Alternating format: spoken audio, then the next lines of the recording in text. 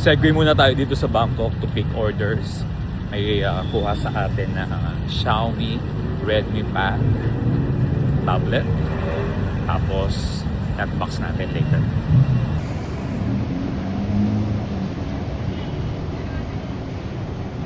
Guys, kung magta-travel kayo dito sa Thailand, rest assured na hindi rin tag-ulan or rainy season. Kasi pag mga ganitong buwan, maulan din parang Pilipinas. Pabagsak na rin ng ulan, bilisan lang natin. Nandito tayo sa kahabaan ng Siam Square. Yan, ang lakas na nga ng hangin. Nagbabadyaan ang ulan.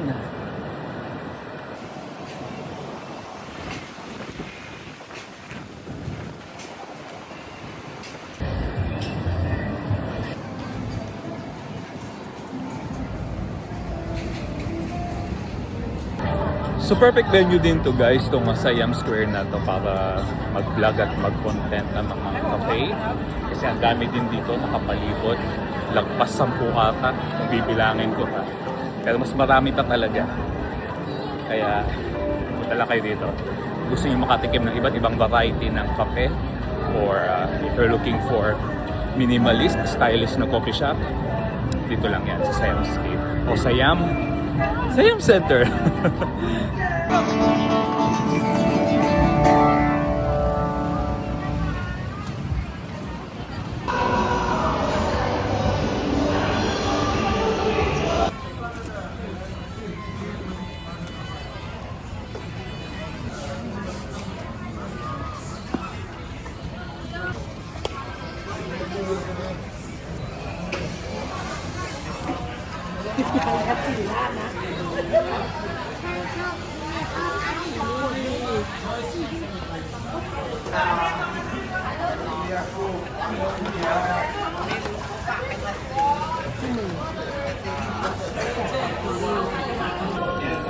Okay, check natin.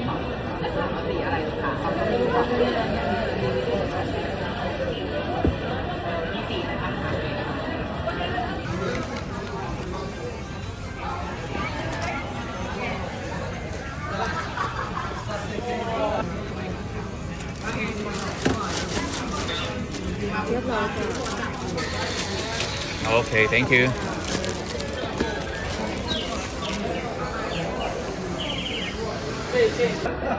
So we're done.